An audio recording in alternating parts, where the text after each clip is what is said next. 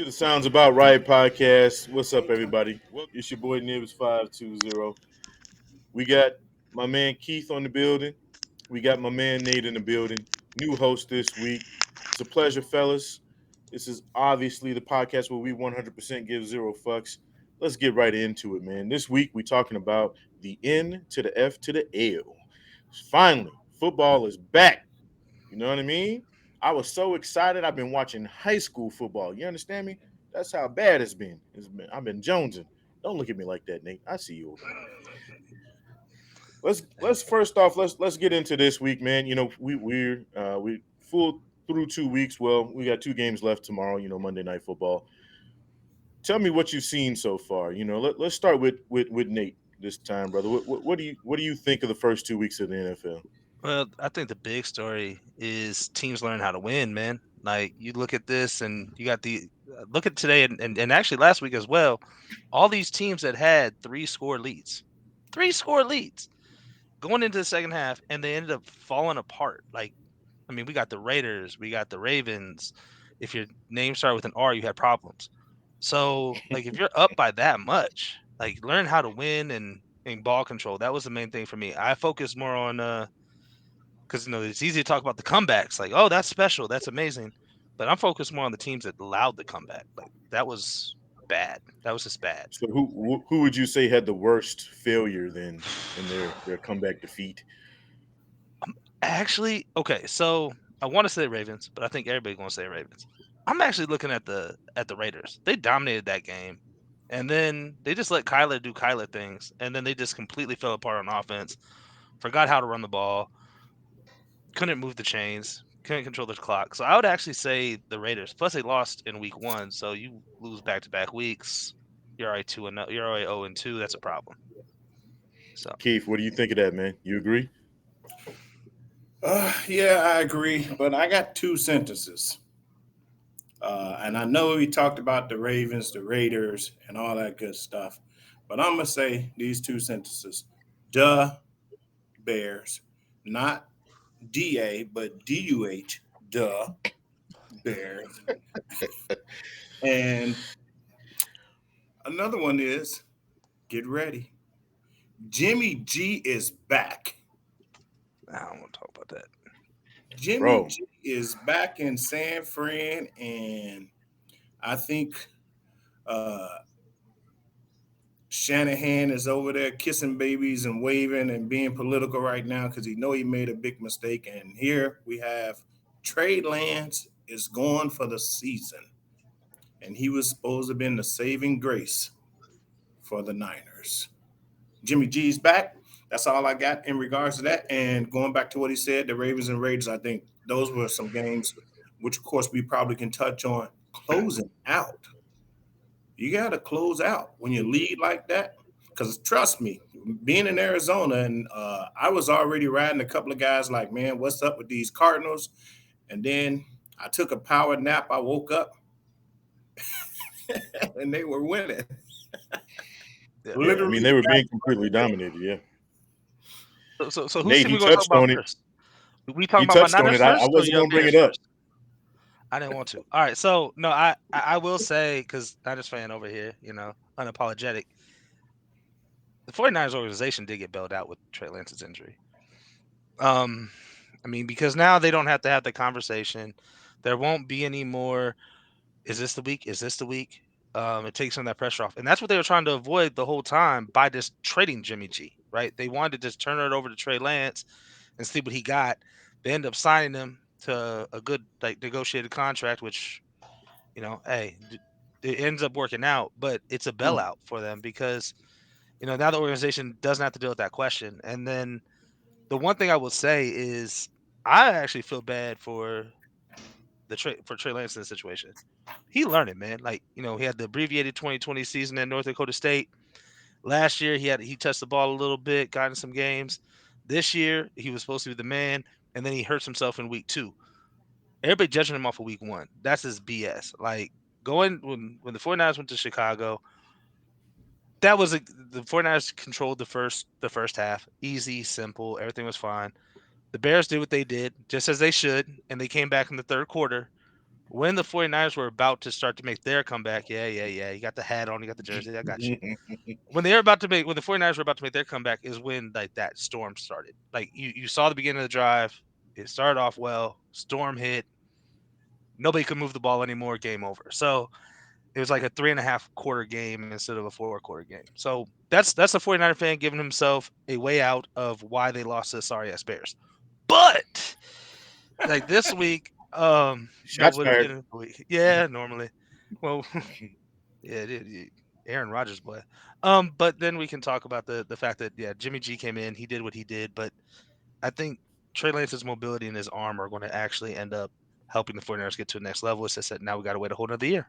So yeah, So does that make the 49ers look like geniuses with no, because let's face it, if Jimmy G was gone and Trey Lance's injury happened, you guys wouldn't have that built-in, safety no, net. Do you think that makes them look like geniuses? no. I think they just walked ass backwards into a great situation. Mm. The 49ers came out way too early and said they're going to trade Jimmy G. That's not something you talk about in like freaking January and February. They came out way too early and said that. Then they didn't even talk to Jimmy to find out that he was going to have a shoulder surgery. Who wants to trade for a quarterback that you don't know what his shoulder's going to look like? So they screwed up by announcing it too early. They screwed up by not communicating with Jimmy G and finding out about that surgery. They couldn't move him. And then they're like, hey, well, we want to do what's right by you. So here's this contract, be our backup. And then Trey Lance breaks his ankle or whatever he did to his ankle. That's not don't confuse a series of bad decisions leading to something good as genius. No, that was horribly handled and they just got ass lucky and that's 49 fans saying it. So yeah. All right. I like it. Question, and I'm gonna fast forward to week two. Mhm. Well, we can easily go back to week one.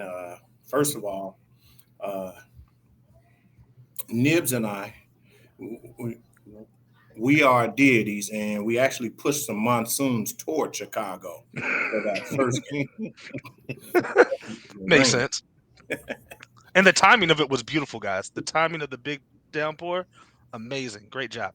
Yeah, yeah. Yep. Well time. I sent him a text. I said, "What do you think about right now?" He said, "Absolutely." And we got monsoons in Illinois. It So, happened. but seriously, with the 49ers, my question to you is because here's the word on the street. Mhm. 49ers know they made a mistake with going with Trey Lance. They should have just hung on to the guy that actually took them to the Super Bowl as well as the NFC Championship, being Jimmy G. Now they find themselves in a position, and here's the word on the street. They were running plays when you had Trey Lance going behind off tackle Mhm. with hopes of him hurting himself so that they can legitimize bringing Jimmy G back. I don't think it's that. I mean, and one of the things I think Hmm. a lot of the stuff about Trey Lance is I think blown out of proportion, right? And I think Jimmy G now there's an argument here. But let's face it, last year Jimmy G could not throw the ball outside the hash marks. He couldn't do it. Like so if you're talking or outside the numbers. He couldn't throw the ball outside the numbers. He couldn't complete a pass more than 20 yards. If you also want to talk about, oh, he got us to a Super Bowl, the chance that he had to win it against the Chiefs, he missed Marquise Goodwin. I forgot it. Yeah, Goodwin breaking down. Or no, it was actually Emmanuel Sanders. My bad. Emmanuel Sanders broke free. He had a chance to be a hero. He missed the pass. Okay, so he and he didn't actually. And people say he got us there. Great defense, great running game. Jimmy G not screwing up. Now of course the other quarterbacks screwed up. Like when Jimmy G was hurt, the other quarterbacks couldn't do it. I don't really give him a lot of credit on that. Also, Kyle Shanahan's the best play caller in the NFL by leaps and bounds. Like he's playing chess, everybody else is playing checkers when it comes to play calling. He sets this stuff up. So, all that being said, I was excited for Trey Lance because not necessarily the mobility, but the arm strength. He has that ability that he can flick it, and he can flick the ball, and he can throw it, downfield, accuracy, all of that. He can also throw it outside, which I thought was going to really help Brandon Ayuk this year. We saw that actually in the Bears game where Ayuk ran that deep cross on the play action, and and that's a throw that I don't know what Jimmy can make, but Trey made it look very easy. So all that, I don't think that, like, I know there's all this like talk and conspiracy theories. I doubt it. I don't believe it. I No. And I don't think they feel like they made a mistake. I mean, you can't get them draft picks back, and I think Trey got something. He just hasn't had enough time to show it. Yeah. So now that we've kind of covered the 49ers, who, Yeah. I think will be better with Jimmy G, and it looks like, their offense was clicking.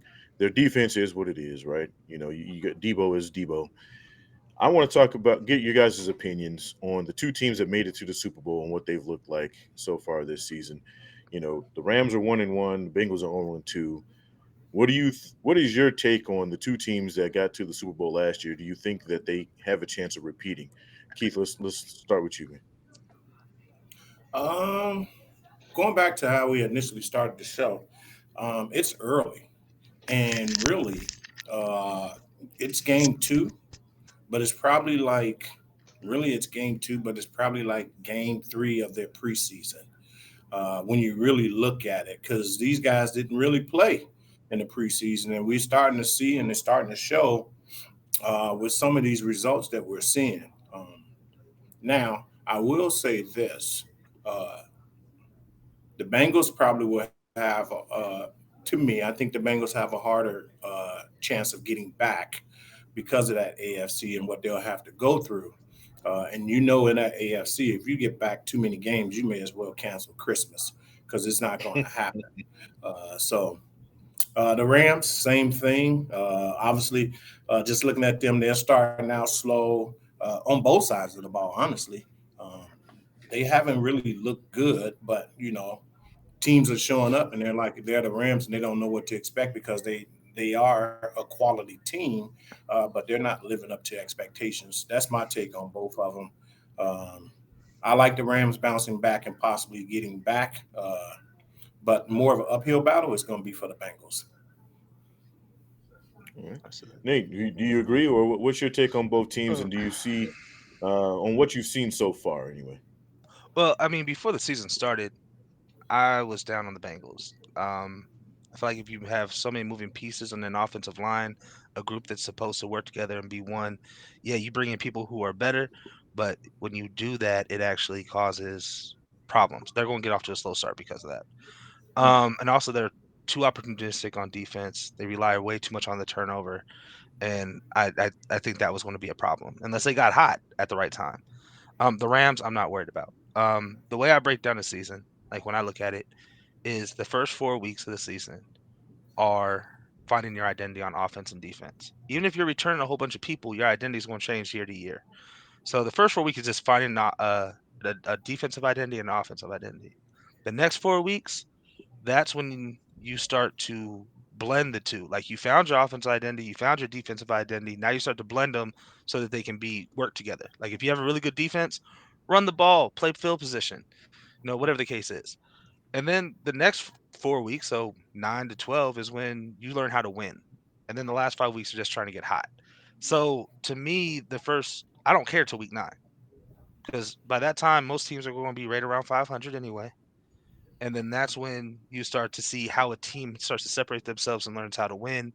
And then who gets hot in week 13, 13 through 15. So I don't I think there's going to be a harder road for the Bengals to do that. The Rams, I'm not even worried about them. The Rams, well, I'm worried about them as a 49ers fan, but like from them playing well, not concerned at all. I'm sure they're going to be right there at the end of the season. So So to get both of you guys' take on something really quick before we kind of break down the divisions, right? So far, from what you've seen, let's say in total, preseason, week 1 and 2, are there any surprises? Anybody you're excited to see, go throughout the season, see them build? Let's start with you, Nate. I got one good and one bad, right? So I'm kind of happy about this Giants pick that I made. Like I thought the Giants were going to finish second in I thought the Giants were going to finish second in the division and be at play for a wild card. Them being at 2-0, I feel like a genius. Um, the fact I picked the Colts. Now, I'm not saying they're done yet, possibly to come out the AFC.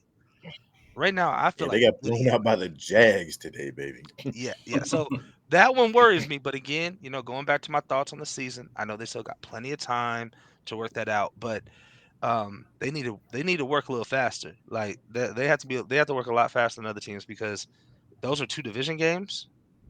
That was a draw and a loss, and those are the two weakest teams in that division. Even though I don't think the Titans are that good either. But yeah, that's mine.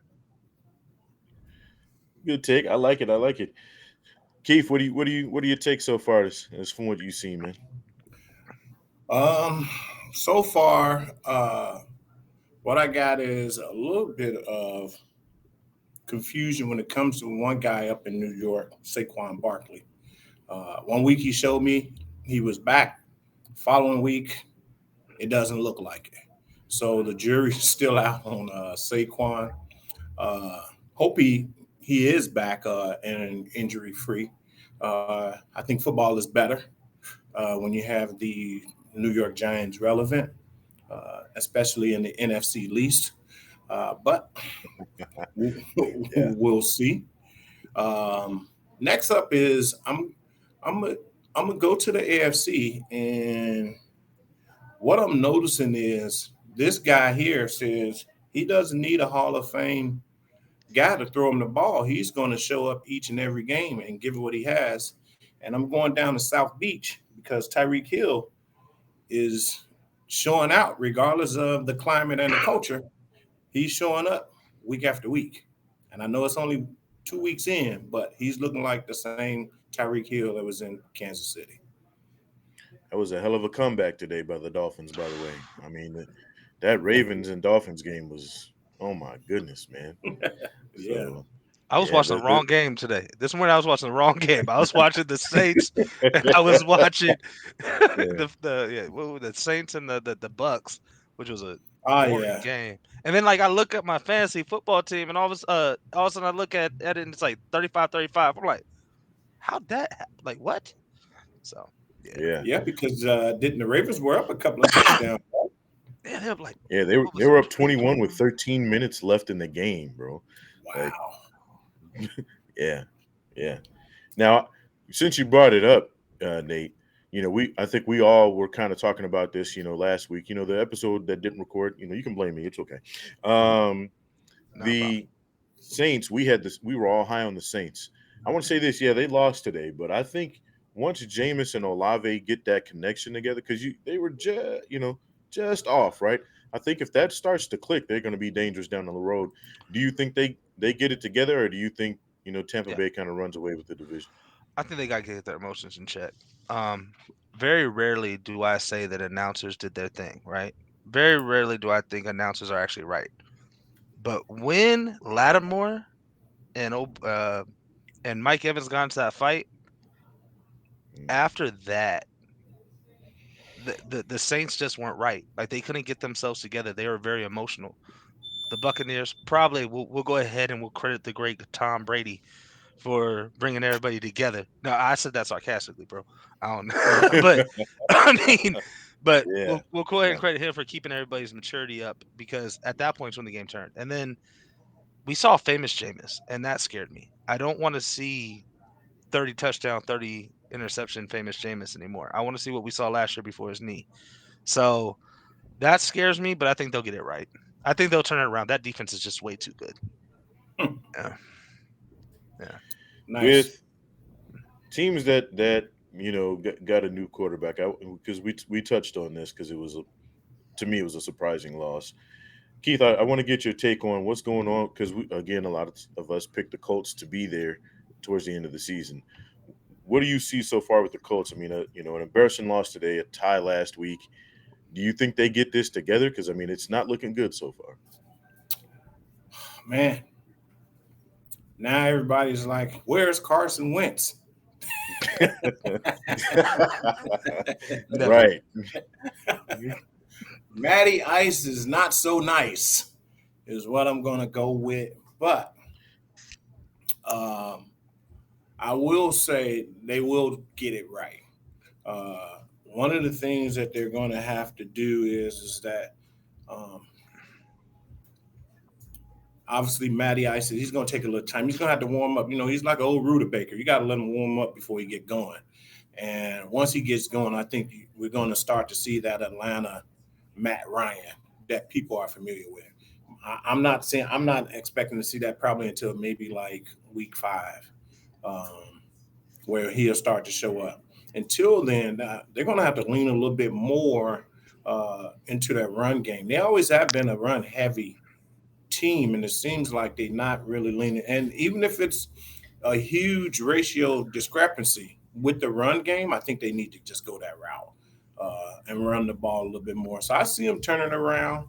Uh, they can make some noise in the AFC South, so we'll see. But again, Carson Wentz don't look so bad. Yeah, it's looking rough the first couple of weeks, but like you said, we talked about this off camera. It definitely seems like the changes in the preseason, right, with where basically none of the starters are playing in the preseason, Yep. has definitely affected some of these teams the first couple of weeks. You see it. They like you said, this is their week 3 preseason game as opposed to their second game of the week or the season. So hopefully in the next Well, couple of weeks we see these teams start to, like you said, get that Studebaker running hot. I'm going to give a So little let pushback on if I may, on the preseason. I just want a quick pushback. I don't go think it's right necessarily ahead. the preseason. Sorry, man. Sorry. I don't think it's necessarily the preseason. I think it's the OTAs. I think it's the Mm. training camps, especially when you're talking about connections between wide receivers and quarterbacks. That's not necessarily game speed. That I think is more there. The preseason, I'm not that. I've never really cared about the preseason. It's just I just hope Mm. nobody gets hurt.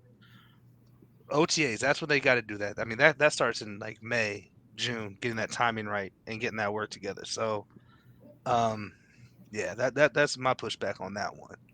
So Yeah, Nate is over there like Allen Iverson. We talking about practice. talking about practice, man. But we talking about. I'm talking about practice. I'm talking about you got to practice harder and longer, and not worry about this We're preseason talking stuff. about Yeah, practice. yeah. I I'm think the reporter. Yeah, yeah, I, yeah. you know, I think I agree with you about the OTAs and things of that nature. But preseason is important because the repetition, the going, the back and forth. That's where the chemistry starts to happen. That's where the team building, like you said, because a lot of times team building does happen off field, but more importantly, it happens on field, and you can do that in game like situations. Yeah, um, obviously, to a lot of athletes or people, I guess you would say, in those organizations, it really doesn't mean anything, but to the fan, it does. But also to the athlete being on the outside looking in, it gets them in the rhythm. They puts them in position because you think about everyone we're talking about that could possibly turn it around.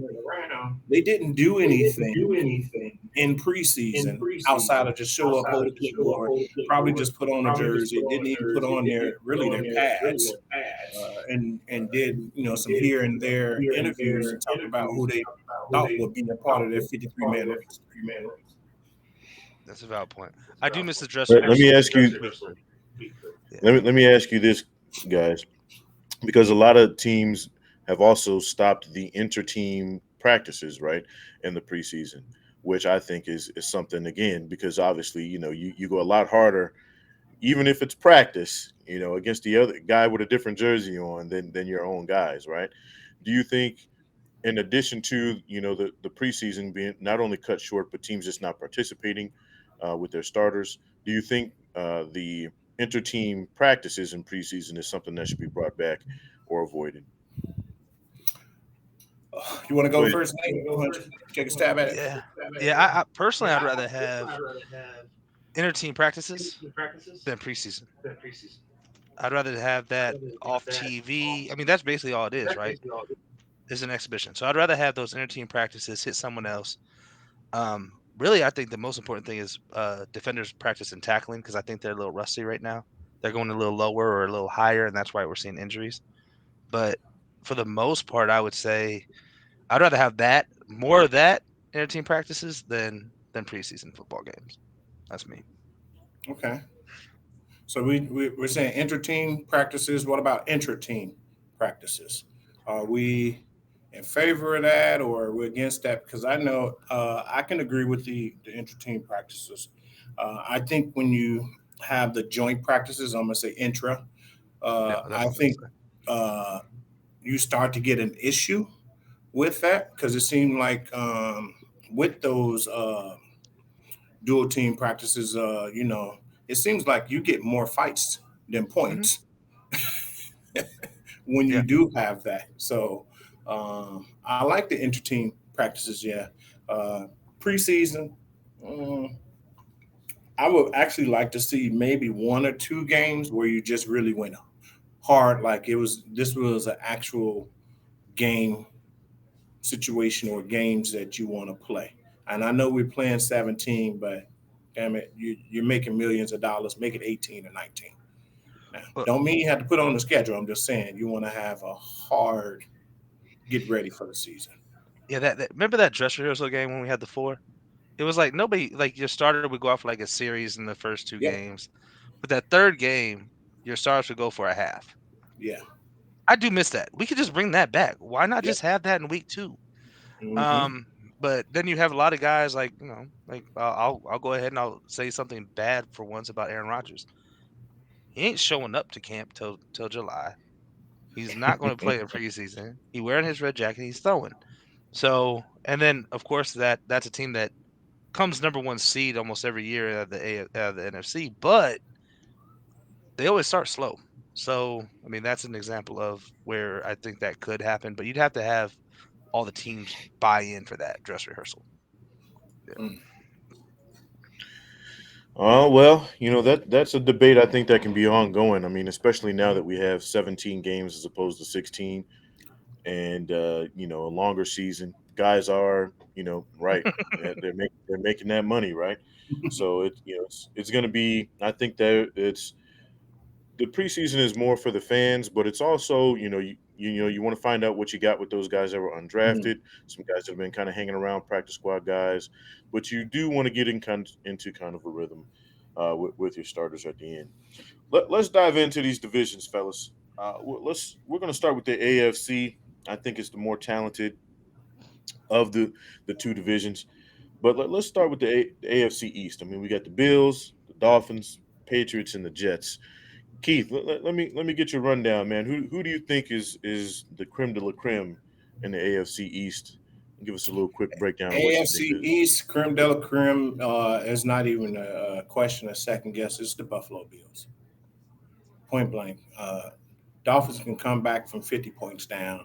When it comes time to get, mano a mano in the dirt, hands in the dirt, going against each other, Bills all day. And let's not count out the old team there. Uh, you know, they pretty much have passed the torch when it comes to winning, but they still have one of the greatest coaches in the game. We're talking about New England Patriots. Let's not count them out. Um, they'll find a way to win. It looks shaky at time, but I will say it happened. So that would be for me. I'd say the AFC East. I'm thinking maybe Buffalo Bills and fight for second is probably going to be um, the Dolphins and the Patriots. Yeah, Yeah. Okay, that's all just my right. take. I could be wrong. Yeah. Nah, I mean, I think that's a popular take. Nate, do you agree? A little bit. I mean, like, I definitely think the Bills are taking it. I definitely, by the way, love the fact you didn't even mention the other team that plays in New York and wears green. You didn't even mention them. But I think at the end of the season, like right now, everybody's gonna be on that Dolphins train. Honestly, I just think the Dolphins are gonna be overhyped. I think they're going to end up falling apart later on in the season, and I think the Patriots are going to end up getting a wild card out of it. Just I'm a big coach guy. Like if you got a really good coach, you're gonna make it work. And yeah, I mean the Dolphins definitely have the talent. I mean, we see that at wide receiver. Two has shown it too. So, but I'm with you. But I'm with you. I don't think the Dolphins will be there after week 12. I don't think it'll be irrelevant. So I agree with that. And I'll just throw this in. And I didn't mention, but it's funny you said that after week 12. I was thinking somewhere along the mid-season mark. Uh, they're going to need somebody to throw the ball to Tyreek Hill because I don't Mhm. think Tua will be around. He's injury prone, and he's probably going to. I think that's where the wheels fall off. I mean, going back to what you said, because it's going to change if he gets hurt. Yeah. Or nicked. Ooh. Like if he's at 100% throwing the ball and he's at 85%, things have changed. I don't know if he can do it nicked. So, yep. Yeah. All right, fellas. Let's take a look at that NFC AFC North. We got the Ravens, the Bengals, the Browns, the Steelers. This has usually been the lunch pail division of the AFC. Nate, what do you think, man? Who do you think is coming out of this one? This one's I think a little bit closer this year than normal. It is. Again, I'm a coach guy, and Mike Tomlin gets more out of his players than any other coach that I've ever seen. And so I think the Steelers are going to take the division. The Bengals, like we talked about earlier, they're going to have a fall off. I think they're going to probably like third in the division. Um, the Ravens, I don't know. They're going to be battling for a wild card. But I don't like drama before a season either. And the Ravens really shot themselves in the foot by not giving that man Lamar Jackson a contract. They should have given him the 250 guaranteed. If Cleveland gave it to Deshaun, sorry, they set the price, pay the man, and then move on. And I think they would have won this division this year. But I think that drama takes away, and I think they're going to end up finishing second to the Steelers, even And with TJ out. by the way, the Browns are paying a quarterback they don't even have. No, no. Keith, he's Nate's going with the Steelers. Do you agree with that, or who do you got coming out of the AFC North? Well, I do agree with Nate about the coaches and being a coach guy, and I can absolutely see why you want to lean into Mike Tomlin. Um, but let's not forget that Harbaugh is not chopped liver, and I know you didn't say that. He always finds a way to get his guys going and get them in. Definitely agree with not uh, doing the right thing with Lamar. I think that's going to work out. He showed that today. Like jokingly, I was talking to some people. I was like, just put the money in the bag, and Hmm. while he was playing, just put the money in the bag for him. Um, it's really a toss up for me between the Ravens and the Steelers, but I'm gonna lean a little bit more into the Ravens, and the reason being is that they have a bona fide quarterback. Steelers are still trying to find a way from a quarterback standpoint, and it's the same thing that happened in Chicago that's happening now to Trubisky, where he's at the helm, and he's going to have some games where he doesn't do well, but they're already calling for the backup, and I think that's really what's going to hurt them or set them back by that. I say just let if they let Trubisky go ahead and work it out because he's not a great quarterback, but he's not a bad quarterback neither. So that's my I've always liked Mitch, and me and I just talked about that off like a long time ago. I've always liked Mitch. I think the horrible coaching screwed up his career. yep. Um, and I think that that's what he's trying to save now. I loved him in week one. Week two, obviously going up against the Patriots, ran into some stumbling, but I think Mitch is going to end up being that guy that he'll be like a Teddy Bridgewater was a couple years ago, like when he was playing with when he filled in for Drew Brees, and then he was that go get a job guy, or like Yep. Ryan Tannehill, how he came back on Mhm. something. And I think Kenny Pickett definitely needs. I mean, the Steelers fans need to calm down. Like he's going to be there, but give him a couple years on the bench. Let Mitch take these hits. Let Kenny learn. Get an offensive line improvement, and then do it. But that's my two. I have a metaphor for that. The Steelers, they better not Trey Lance them. Basically, yeah. Trey Lance is now a verb, and Trey Don't Lance is Trey now a verb. Lance them. Don't rush him, Do, man. do Like, you well, Yep. really mhm. quick side discussion just to get your points on this, guys, really quickly? Do you think that's become too big of a thing nowadays, where the rookie or the second year guy is being thrown in way too fast, as opposed to the way they used to kind of lead guys on? Keith, we'll get your opinion on that first. Uh, I'm 50-50. But with me being pretty much old school, I'm gonna lean more so into a yes. I think they're going in too fast. They're not getting the opportunity to learn. one of the ones, and I hate to use this example, but at the end of the day, not only am I a Chicago Bears fan, but I'm a realist. Uh, Aaron Rodgers, when he came in behind Brett Favre, he was like, "Hey, we don't care how good you was at Cal. Sit down, watch this guy, and learn something." Right. So and you literally saw that. I think about guy just retired last year. Think about Drew Brees and how he came in and the turmoil that he had to go through before, like Nate just mentioned about finding that team. Because remember, San Diego was like, "Oh, we don't need him no more. We don't want to have nothing to do with him." And New Orleans, how fitting, we got a weather issue going on. Then next, he's there, and he's got a couple of seasons in. Katrina happens, and now he's like a New Orleans saint, literally. Hero. Yeah. So Yeah. when you Yeah. think about that, so yeah, take your time and play. Most of the successful quarterbacks, when you look at them, it's very rare that you'll see like a Hall of Famer per se, outside of maybe like a Big Ben, where they just came in and they played and they just they took off like that. So Uh, that's my I, take. I think it's individual now, and then here's the thing. This is what we're gonna get into from a football perspective. I think everybody wants to sit these guys. Peyton Manning was okay. Peyton Manning when he came out of college, yeah, start that dude, right? Start him. Okay, yeah, he threw a whole Mhm. bunch of picks, but it was Peyton Manning. You knew. Um, Steve McNair is another one that sat for a while and then ended up being, The being man. being great. Yeah, being the man. And I think from a football perspective, teams know this and they want to sit these guys. I think the rookie contracts is what's really doing it. You're paying these guys so much money for the first You four don't have years. to. You have to make a decision in year five. If you sit him for 3 years, you're out of luck. You just threw away 4 years of your thing. And if and 4 or 5 years of your time with him, and then now you have to pay him a whole bunch of money. So I think it's that business side that's really driving it, unfortunately. Um, but yeah, I mean, that's why I think the 49ers did. That's why I think the 49ers made that decision. They didn't want to have to, going back to that again, harping on that. They wanted to make sure that Trey was a guy.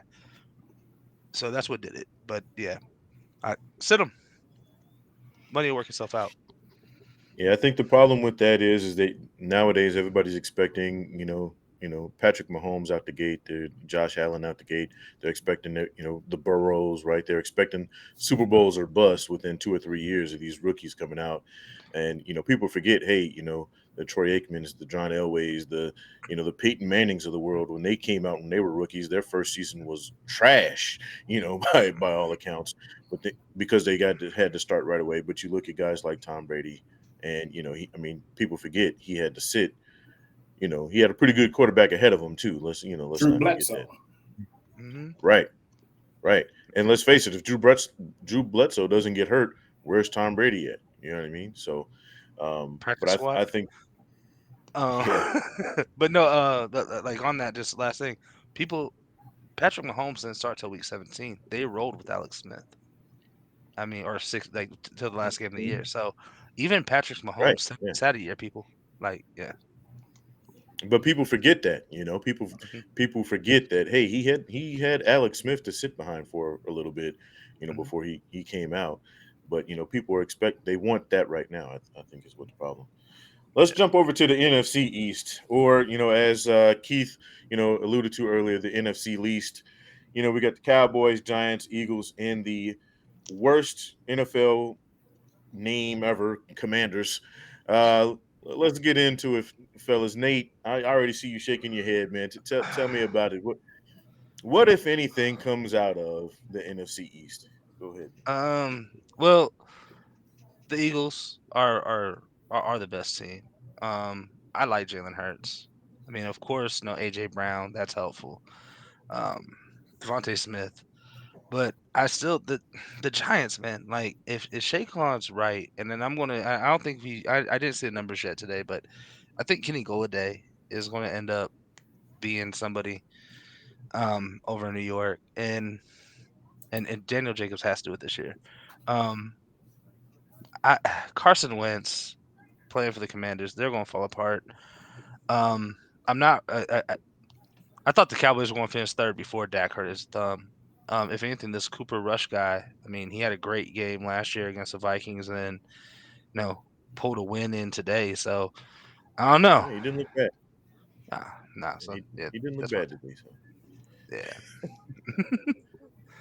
so Yeah. you got the Eagles coming out of that. Yeah, Keith, do you agree? Is it the Eagles, or do we even care at this point?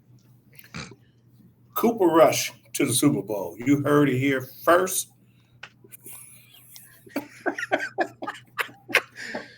So, hey, put that drink down. Stop it. Is that alcohol? Like Bartender, cut him off. Wait, what? Cooper Rush. Oh, I love it. I love it. So seriously, like Nate said, so here's the thing: the Eagles are the favorites, um, but unfortunately for the Eagles, they've been the favorites before many times in the NFC least, and they can't never pull it out.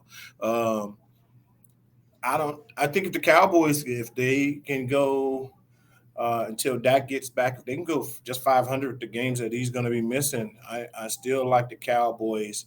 The Eagles, they are a very good team. Absolutely love Jalen Hurts. I've been liking the kid ever since his college days. I've been following him. I felt like he was one of those guys that wasn't getting a fair shake and getting the right, I guess you could say the media feedback when it came to him. So I want to see him be successful. Um, but it's the NFC least. They beat I'm up on each other. all we're talking about with this division is which team is going to lose to a wild card at the first week of the playoffs. Like who wants that? Who wants that trophy? And then you got an Eagles fan. They always talk about the Super Bowl run that came out of nowhere.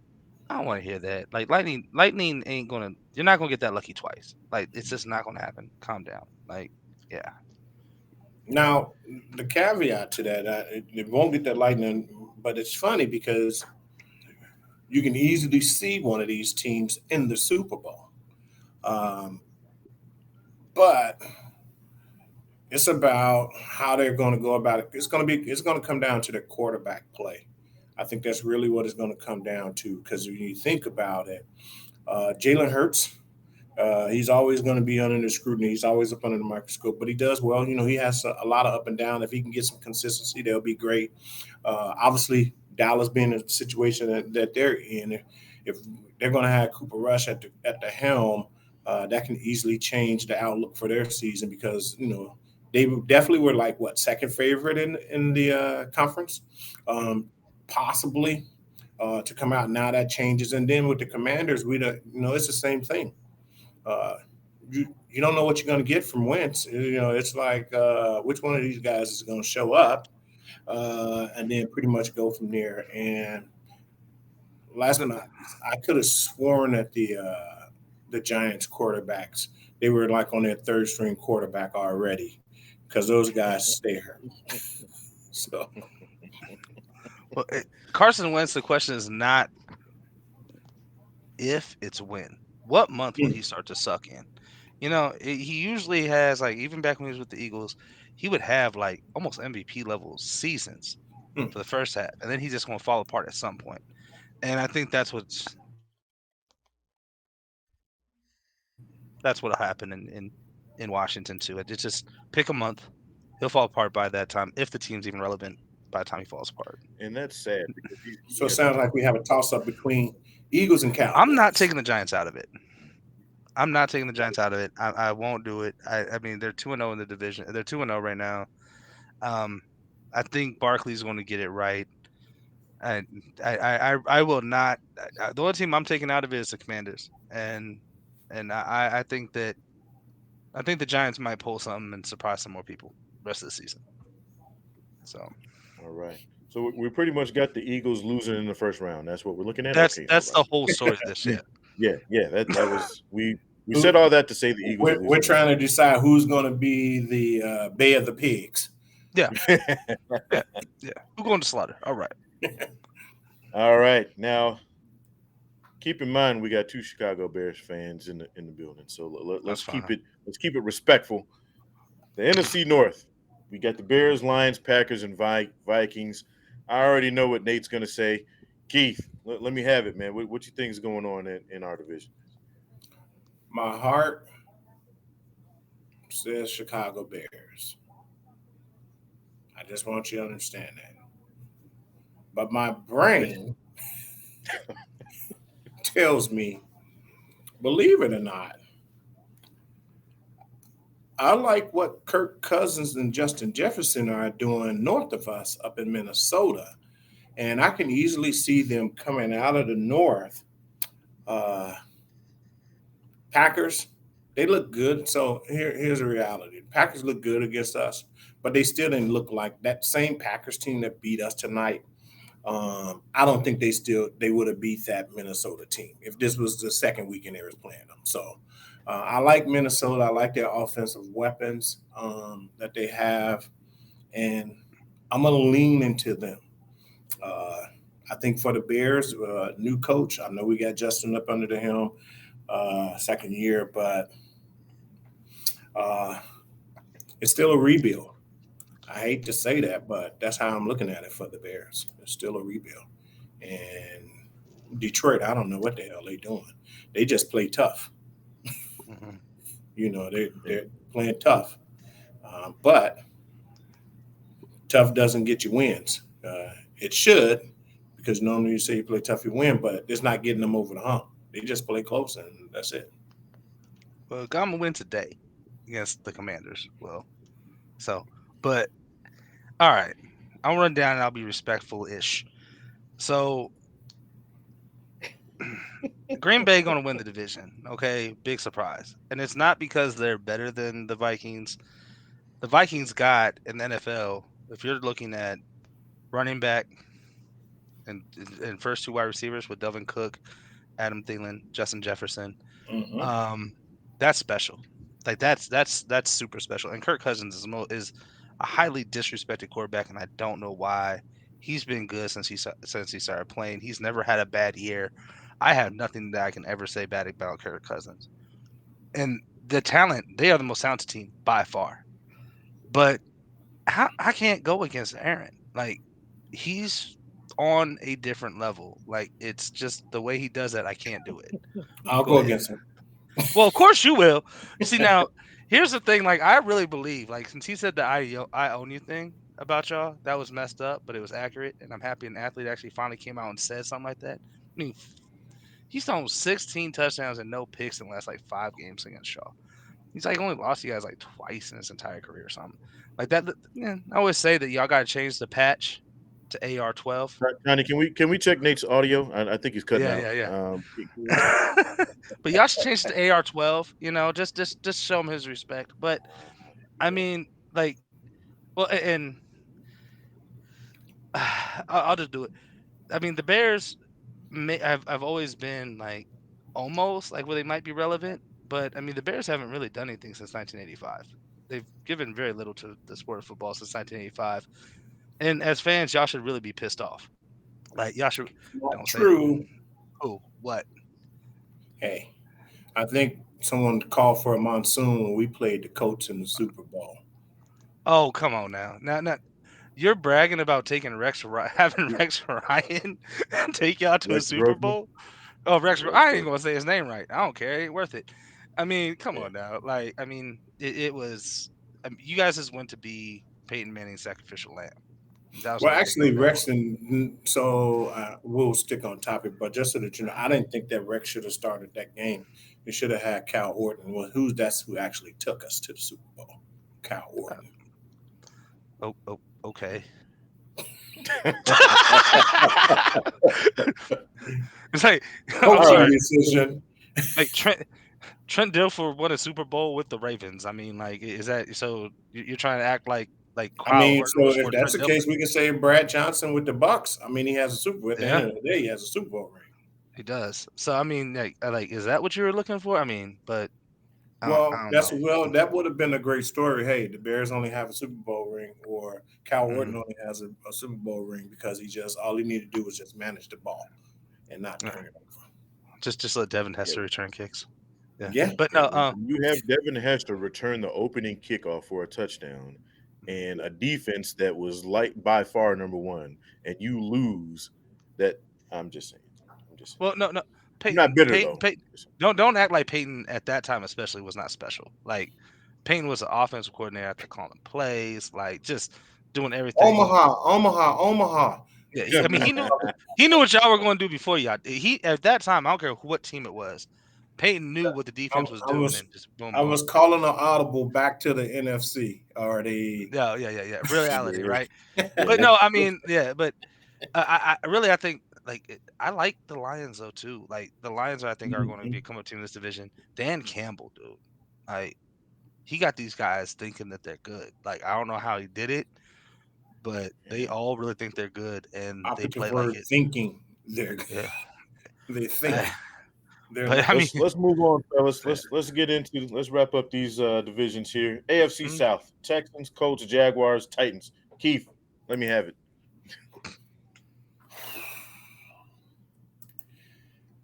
I know that's a kind of a stinker. Honestly, uh, So, it's tough, man. This is like if you say Jacksonville, then you might need to get drug tested.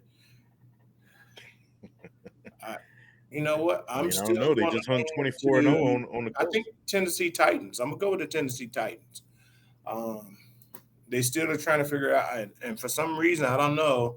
I know I said Rudabaker earlier. I meant to say Studebaker, but just know that it's the same for Derrick Henry. I don't know what's he has to get going, and once he gets going, we'll be talking about the Tennessee Titans a lot.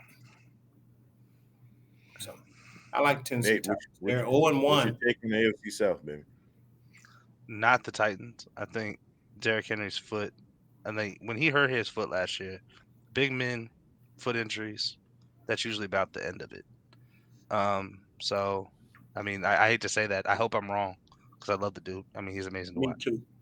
But I think the Colts are going to get it right. I mean, just because they are the most complete football team in that division, I think they'll get it right and everything will be all right. I mean, the other two teams aren't even really worth talking about. I mean, unless Trevor Lawrence just does and that defense does what they did today over and over and over again. I mean, yeah. All right, let's go to the NFC South. This one, I think, again, this is going to be competitive, man. From what I've seen so far, we got the Falcons, the Panthers, Saints, and the Bucks. Nate, what do you think? Who do you think's coming out of there, or who could be a surprise team out of the South? I used to say the Panthers, but I mean they lost the revenge momentum. I think they're going to fall. This continue to be bad. I don't think they'll turn around by after losing that Browns game. Um, I still take the Saints. Um, if the Bucks do anything, it's going to be because of that defense. Their wide receivers are already starting to get hurt and stuff, and but that defense is legit. Same thing with the Saints defense. It's going to come down to those two teams at the end of the season. Keith, do you agree with him? What's your take on the NFC South? I agree with them with it coming down to those two teams, the Buccaneers and the Saints, but I'm gonna go with the Buccaneers. They have the know-how, the experience, been there, done that.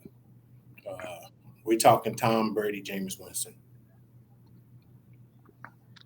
Give me Tom Brady. Yeah. It's kind of hard to argue that point. Yeah, yeah, yeah. Because they both Hard to have argue. great. At the end of the day, they both have great defense. It's almost like an Mhm, offset, really, when you think about it. They both have. That's the reason why it looked like it was a struggle today with those teams. mhm. Yeah, they're identical teams actually. I mean, just the Yeah. Brady versus Winston. No, and also today the Saints did not have Kamara. Let's back up. I think that makes a difference. I think Alvin Kamara being on that team today would have made a big difference. But yeah, Do you think the Falcons do anything with Mariota? I mean, they were kind of hanging tough a little bit late there in their game. Do you think they can do anything late in the season? I don't know. I'm really. I don't know. It's kind of hard to even. That's one of those situations where I talk about my Bears. When I think about it, they really are in a rebuild, man. And it's shown in the first couple of games. I don't think they're ready. I don't think they're going to do anything. Pitts is going to continue to grow. Um, Drake London is looking like he's real, but no, that as a team they're not going to do anything this year. All right, Nate, this is gonna be your time to shine, but we're gonna let Keith go first, man. We got the NFC West, we got the Cardinals, we got the Rams, the 49ers, and the Seahawks. Keith, let them have it. What's going on with that West? I told you, man. Jimmy G is back.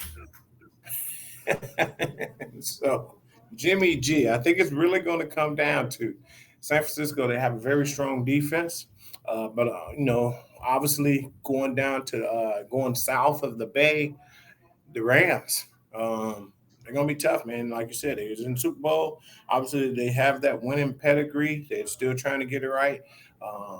For some reason, someone do me a favor. Find Aaron Donald. It's like he's been missing. He's really been missing, and we know that's not going to last long. Aaron Donald comes back. I really like the Rams. They look great. Another one is Cooper Cup. He's looking like Cooper Cup. Mhm. So I like the Rams, but it's a toss up. For me again, when you think about a guy like Jimmy G, and I know he's not the most mobile quarterback, he's not fast, but he has taken the team to an NFC championship. He has taken the team to a Super Bowl, and you can't take that away from him. And he showed today, even you know, in the situation that he came in, he pulled out a win that didn't look so good at first. So I like San Francisco. Okay, all right, I like that pick. Debo. No, that, Nate, yeah. Nate, it's obvious that you'd like to agree with him, but do you actually agree with San Francisco coming out of the West? Coin flip. I mean, with the top three teams. I mean, Yeah. if you're going Cards, Rams, 49ers, all three teams evenly talented. The the coaching on all three of them is pretty high level. With I mean, Cliff is probably the worst of the three coaches. Because I'm ignoring Seattle. Like, I'm sorry, that's not going to happen. But those three teams, just pick one of them wins the division, one or two of them go to the playoffs as wild cards. Um, I don't,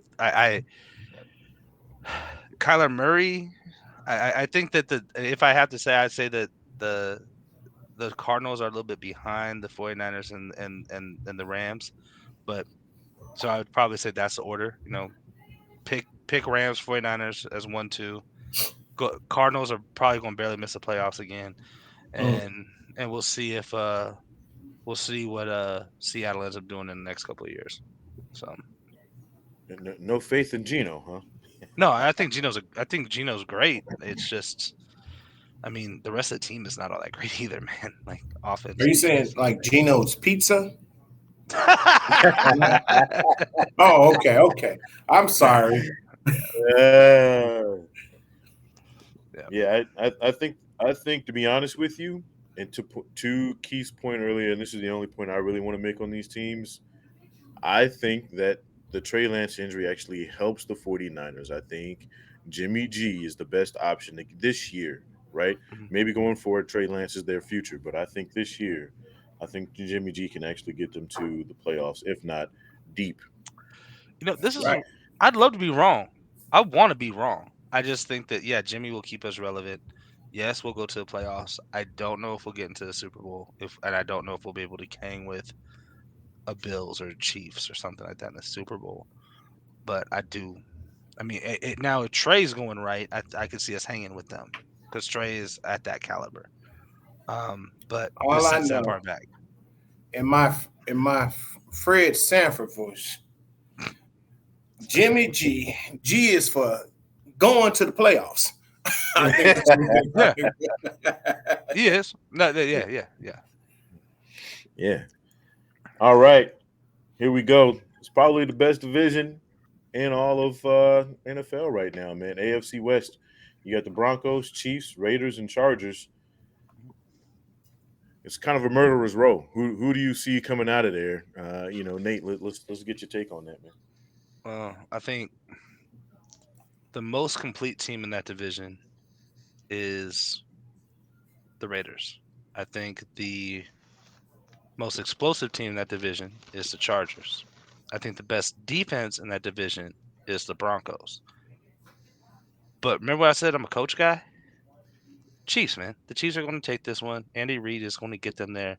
He always gets to at least win the conference championship, if not to the Super Bowl. Patrick Mahomes is that dude. I mean, let's just face it. People are talking about, oh, he'll have a career year. Every year is a career year for any other player that he puts up. You know what I mean? Like most quarterbacks would dream of his worst year as being their best. I'm not worried about Tyreek leaving.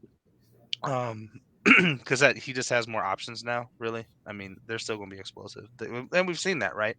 So, but the Chiefs take the division. The Chargers probably come in second and get a wild card.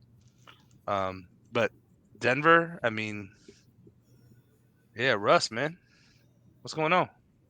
Like, you haven't looked that great, buddy. So, yeah, All right, we got the Chiefs. Nate's rolling with them. Keith, do you agree with that, or do you see one of those other teams up into them?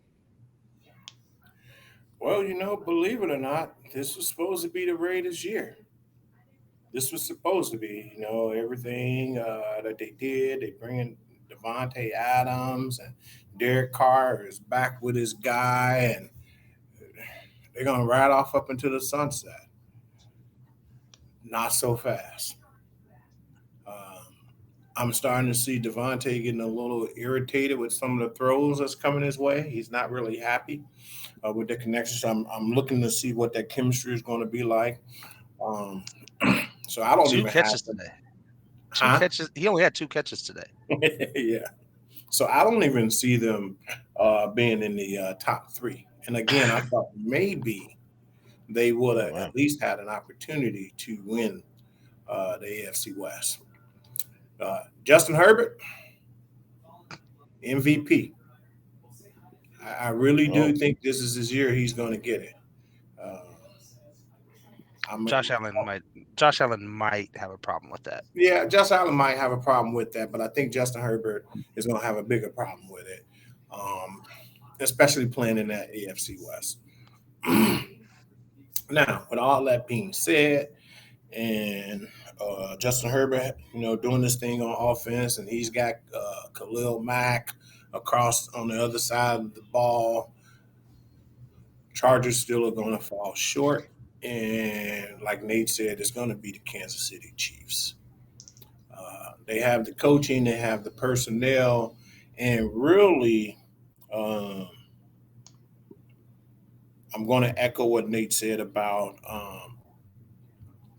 Mahomie not throwing the ball to just Tyreek Hill. Now he spreads it out. That's more dangerous than having your defense just focus on uh, one individual. Um, Now he's putting the ball all over the freaking field. You don't know where he's going to throw it to. And them coming out with that power, that power 11 personnel with the two tights and then running the ball. They're going to just be able to do that on that shell because that's what hurt them before is the too high safety shell. I mean, and I'm just saying what announcers have said too, right? But that power running game is going to could actually change the difference. I want to see if Edwards Hilaire can actually go an entire season at this level. So because he's fallen off in his first two seasons Yeah, right around that 10 game I'm mark. noticing, but I don't know. So I think he will go an entire season because if just based off the first couple of games, and maybe they'll get a little bit more wear and tear out of it. But he's not carrying the ball as much, and they're waiting to get him in Like that. certain situations to give him the ball. Uh, he's not your every down back that we thought he would be. That 52-yard run holding the ball like this, that won him the Yeah, game. and then he was running. He was holding it like that, and he was running toward the Yeah. sideline. He was like, either if this ball comes out, it's going to be out of bounds That, that, because that, I'm that, not running in the yeah, middle of the field. because that's what won him the game. I mean, that's what made it two possessions. Because what about Herbert? Can we talk about this real quick? I'm sorry, I don't mean to sidetrack. Well, yeah, I do. What did y'all think of Justin Herbert with the first down 1 yard away? he looks like he cannot even jog it, couldn't walk it with a walker. He just like threw it, and then this dude comes back and he throws like a 40-yard dart. Like that was wild. Just watching that, like that transfer was just I think what it comes down to, uh, as much as we're talking about the guy that's going to be the MVP, but then the other side of the spectrum, we're talking about a guy he still is very young, and he was indecisive. When you think about yeah. when he was locked in on that throw, how solid it was. It honestly, if you just cover it, if you cover him, you would have thought that was going back to what you were saying. You would have thought that was Josh Allen throwing the ball. The way that it had the velocity and accuracy on it. Mhm. So that's what you get with Justin Herbert. But then you have some indecisiveness, like how you said, because he wasn't tired, and No, we he know was he hurt. has a strong arm. It was like, oh man, should I run? And that's what happened. And Indecisiveness. they need him to stay healthy because their backup is Chase Daniel. So yeah, And they I need him to did stay healthy. see, Who's like a 20-year reserve yeah, man. Right, right. I'm a little worried though. I mean, on that because like I guess he has like a rib cartridge tear. The doctor that's taking care of him is the same one that Uh punctured oh. Tyrod Taylor's I was lung just or about to whatever. say, don't say the guy that's suing Same that doctor. lawsuit just came Yeah, out. I was This, reading an article earlier today. Same doctor treating ribs. Hopefully he doesn't try to puncture Justin Herbert's lung. I'm just saying, like, yeah, that's bad. well, if that's the case, he's gonna get sued for more. And I don't get it. Tyrod Taylor's only suing him for $5 million.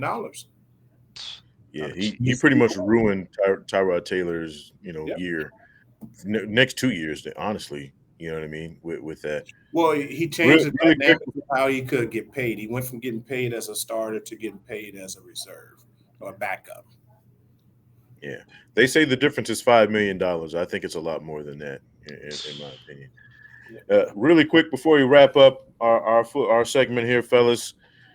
I know it's way too early, but I want them anyway. Keith, give me your two teams you think are making it to the Super Bowl, baby. Oh man, I don't like pressure. Uh, uh, I'm gonna go with, and don't fight me, Kansas City. They find a way to get back. I'm gonna go with Kansas City, and NFC is so tough, man. But it's gonna come down to the team, one of those teams out in the West, and I'm gonna go with the Rams get back. Yeah. All right, all right. He's going with the favorites, the Rams and the Chiefs. Nate, give it to me, man. Two teams. Who do you think is making it? I'm not coming off of my picks yet. I think it's the Colts and the Rams. I think the Colts Oh, figure it wow. out. The Colts figure it out. I think they get hot. And I think they're built to go into Buffalo in a snowstorm So let and me win a make football a game. note. So September yep, 18th, Sunday at 11:30 yep, Central. Nate said the Colts. Colts. And I Can't said it wait. before. I'm not. It's too early to change it. I mean, like I'm tempted to because I like what I've seen out of Kansas City, of course Buffalo, but I know it's too early to change. I think they work it Okay, out. Nate, you can hold your glass up now because I know it's something over there. It's no man, it's juice, man. I got some berry juice. Nate has a glass over there. Yeah, He has a glass yeah, over there. yeah. We talking about the team. You it's the same team that got blanked by the Jaguars. That's the team you think is Yeah, it okay. was All right. only So 24-0. Now, if they'd have lost Yeah, 25-0, he would have said, "Nope, that's not the team." But at uh, 24, they got a fighting chance. it don't even matter yet, right? Like it don't even matter. Week 9, watch they gonna be turned around by week 9, and then we're gonna and yeah, I think they'll still be there, man. So is that because of Jonathan Taylor? I just think the overall team. Like I think that after like because they have a really good offense. I like their offensive line. I like Jonathan Taylor. I like Michael Pittman. I think that I think Matt Ryan needs to get in tune with these receivers. I think it'll happen, and I like the defense. I just think that they need to find that identity right now in these first 4 weeks, like I talked about before. They need to find that identity. They really need to start pounding the ball more. They need to really start running the ball and just wear teams down with that, and then let that good defense rest and come out and play. So Okay. And I know we're cracking jokes, but I think there have been a lot of teams that made it to the Super Bowl that suffered, embarrassing losses early in the season. So it's not as far fetched as we might think, but they still took a 24-0 L to the Jaguars, bro. I don't know if I can. I don't. Jaguars. So somebody check his cup. Somebody, can we get somebody over there? I Like, am still sober. I promise you, I'm sober. And also, I mean, like, how am I going to? That's like losing to the Dalton Bears out in But how am I going to make that? football. What would I sound like saying, "Hey, I think the Colts and the Rams in the Super Bowl." I said that like 2 weeks ago. And What then would you I sound like? changed it. And then I've been saying, "Hey, the first 8 weeks of the season don't matter." What type of hypocrite would I sound like saying all of that and then changing my prediction? I mean, come Okay. on smart. You know what? I like that. I like that. now. Okay, okay, dudes. All right, man.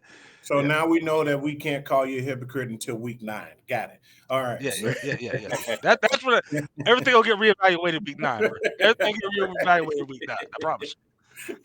Now, fellas, we got a game today. Now, Keith, going forward, this won't apply to you, but today, technically, you're our guest today. So we're gonna do a game with you. These are the Uh-oh. questions that sound about right.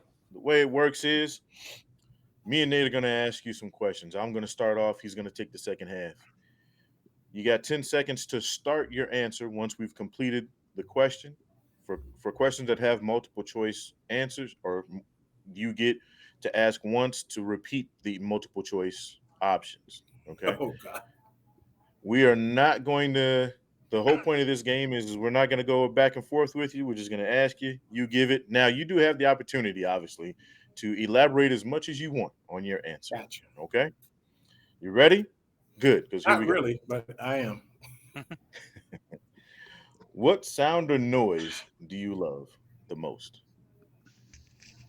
Sound of Oceans. You get to live in one of these four options for free for the rest of your life. What would you choose? The options are a treehouse, cabin in the woods, waterfront mansion, or a tiny home.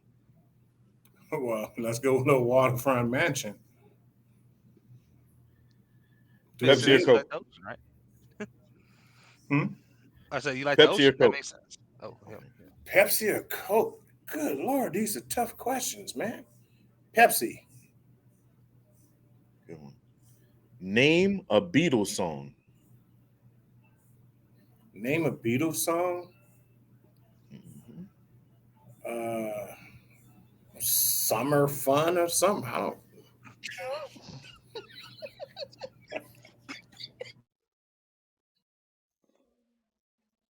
I knew this was a setup. You I'm did sorry. better asking Okay. me to name a Beatle. If heaven if heaven exists, what would you like to hear God say when you arrive at the pearly gates? I would like for him to say, "You're okay, son. You don't have to name a Beatles song." Flats or drumsticks? Drums. Flats are for spoiled people. In a zombie apocalypse, what would be your weapon of choice? Zombie apocalypse. Well, by that time, my weapon of choice is probably going to be a spaceship. I'm gonna get on up out of there. I think we'll just find some life on Mars somewhere. Uh, you know, I like it. Is Valentine's Day a legit holiday? Valentine's Day, a legit holiday. That's a hallmark holiday, if I had to say so myself, along with Sweetest Day, along with some of the other holidays. I don't. September, take a man on a date month. Stop it. But I would take a date though. I like it. Ford or Chevy? Chevy, heavy Chevy. Which foreign language would you like to learn? Uh, it's sad that I'll say this because it's really to the point where it's not a foreign language. It would be Spanish. Because I visited a lot of Caribbean countries, obviously living in Arizona, being in the Southwest, uh, Spanish. Gotcha. One of these movie franchises has to go. The options are Star Wars, the Rocky series, Fast and the Furious, Lord of the Rings, or the Avengers.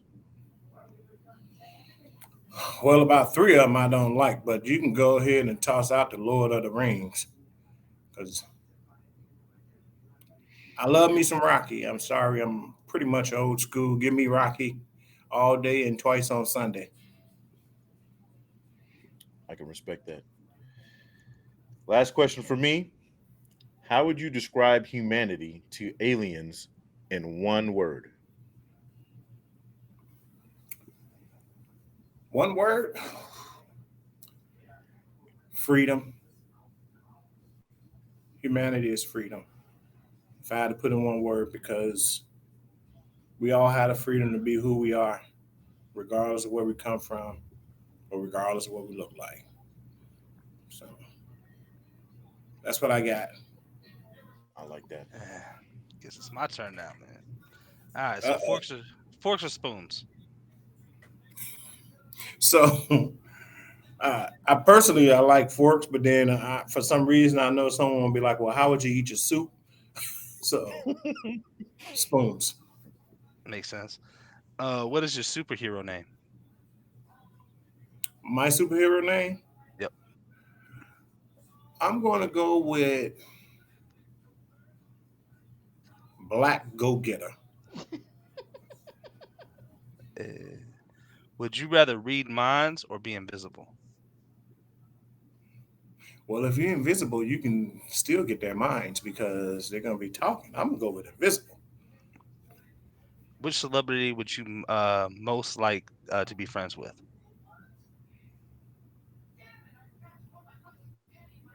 Just for anyone that I would Hmm. like to be friends with. Hmm. Hmm. You know who I would like to be friends with? Think about being a big guy and always having fun and having a good heart. Shaquille O'Neal. All right. Ranch or blue cheese? Man, this is rough, man. Wing night. So I always say ranch, but I used to love blue cheese. It's like a. Can we do a ranch cheese? No one said you had to make a choice, I guess, right? Yeah, Um, yeah. what's the most expensive thing that you've ever broken? The most expensive thing I ever broken? A Yep. car. A car. I think that's the most expensive thing that I've broken. If a movie were made about you, made about your life, what's the title? Movie made about me and title, it would be called The Chicago Kid That Made It. All right. Can you drive a stick shift? No, and I don't want one. All right. Why you got to give me this question, Nigel? This next one, I'm really mad. Can I skip it? Nah, never mind. If Hogwarts chose you to study there, which house do you think sorting that puts you in? Like, I don't know. I've never watched Harry Potter, so I can't. I was gonna say that's a Harry Potter, right? Yeah, yeah, yeah, yeah. Yeah. So for me, uh, I'm gonna go with the smart guys. At least this is what I was told. Gryffindor. I don't know. Does pineapple belong on pizza? I'm gonna keep it nice and polite and say no. I could have If went you somewhere completely off. Go for it. Go for it. I mean, why would you put pineapples on pizza? We didn't even put Hawaii on the United States tree. So, but okay. If you could get one thing for free for the rest of your life, what would it be? One thing free for the rest of my life. Wow.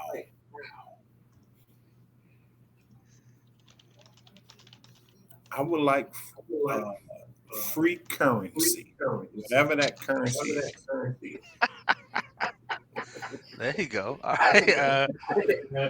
What's your favorite curse word, man? Motherfucker. Can't go wrong with that. This motherfucker. That motherfucker. Just hearing that word makes me want to say it. Like, yeah. I'm with you. That's a solid choice, bro. That's a solid choice. Oh, R.I.P. Bernie Mac. I mean, that's what I was trying to say. Yeah. So As soon as I hear fact motherfucker, about- it's like R.I.P. Bernie Mac. So fun fact about Bernie Mac and myself is that we actually, obviously being from Chicago and the South Side, but we also went to the same high school, Chicago Vocational High School, CVS. Wow. That's now I have to give you shit. You can't drive a stick shift, bro. Growing up in the Chi, you just never learned, or what was it? Here's the funny thing. Can't drive a stick shift. I probably could, because I'll tell you why I probably could, or I should, because I can ride a motorcycle. See, That You know what? And I've been told that I can no longer comment on the does pineapple belong on pizza question, so I'm just gonna leave it alone. Hey, fellas, it's been a pleasure. This was one of the best episodes so far. Again, we look forward to next week. Nate, I know you're coming back. Keith, you're gonna be joining us next week, man. That's yeah, I'll be next week. I'll be back in Arizona. I'm in Houston now, so I was looking at the time zones, but I'll be good. I'll be back in Arizona. I'll join you guys for sure. Enjoyed it. Was a blast. Nate, good stuff.